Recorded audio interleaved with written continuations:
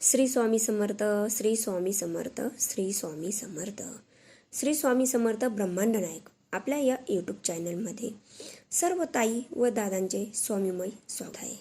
सर्वांना नमस्कार. आज आपण आपल्या स्वामी परिवारामधील एका ताईंना आलेला अनुभव त्या ताईंच्या शब्दात ऐकूयात. श्री स्वामी समर्थ. स्वामींना कोटी कोटी प्रणाम. सर्वांना नमस्कार. मी नाशिकहून रितू भदाने बोलत आहे. सर्व ताई व दादांना पुनश्च एकदा नमस्कार. आज मी तुम्हाला माझ्या आयुष्यातील घडलेला असा एक अनुभव सांगणार आहे, ज्यामुळे आमच्या स्वामींवरचा विश्वास हजारपट वाढला. मागच्या महिन्यात अचानक आमच्या आयुष्यात खूप मोठं संकट आलं. माझ्या पतीच्या डोक्याची नस अचानक तुटली. सगळं इतक्या पटकन घडलं की आम्हाला काही कळायच्या आत डॉक्टरांनी तातडीने ऑपरेशन सांगितले. त्या क्षणी आमच्या परिवारावर जणू दुःखाचा डोंगरच कोसळला.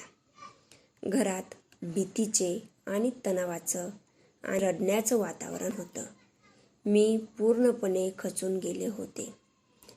मन फक्त एकच प्रश्न, पुढे काय? डोळ्यासमोर लहान मूल, कुटुंब आणि अचानक आलेलं हे संकट.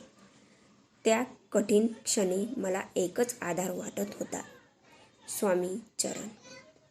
दररोज मी स्वामींच्या फोटोसमोर बसून रडत होते. हात जोडून अंतःकरणाने स्वामींना हाक मारत होते, स्वामी माझ्या नवऱ्याला वाचवा. मला काही ना काही मार्ग दाखवा, पण त्यांना बरे करा. अशातच माझ्या ओळखीचे नाईक यांनी मला यशवंतदादांचा फोन नंबर दिला व फोन करण्यास सांगितले. मी लगेच फोन केला. दादांनी खूप शांतपणे माझे सगळे ऐकून घेतले. माझ्या आवाजातली भीती त्यांनी ओळखली. दादांनी मला धीर दिला व म्हणाले, तुम्ही अजिबात घाबरू नका. तुमच्या मिस्टरांना काही होणार नाही. मी सेवा देतो, स्वामींना साकडं घालतो. त्या शब्दांनी मला जणू नवीन बळ दिलं. दादांनी ब्रह्मांड नायक ग्रुपमधील सर्व ताई व दादांना प्रार्थना करण्यास सांगितली. आम्हाला विशिष्ट सेवा सांगितली. ती सेवा मी मनापासून सुरू केली. त्याच रात्री माझं मन खूप अस्वस्थ होतं, पण तरीही कुठेतरी आतून एक आवाज येत होता, स्वामी आहेत ना, ते सांभाळतील. आणि मग थोड्याच वेळात हॉस्पिटलमधून फोन आला. हृदयाची धडधड वाढली. मी थरथरत फोन उचलला. डॉक्टर म्हणाले, आता तब्येत सुधारत आहे, परिस्थिती नियंत्रणात आहे, ऑपरेशनची गरज नाही. तो क्षण मी शब्दात सांगू शकत नाही. आमच्या डोळ्यातून आनंदाचे अश्रू वाहू लागले. ज्या ठिकाणी काही तासापूर्वी ऑपरेशन ठरलं होते, तिथे अचानक ऑपरेशनची गरज नाही असं डॉक्टर सांगत होते. हा आमच्यासाठी चमत्कारच होता.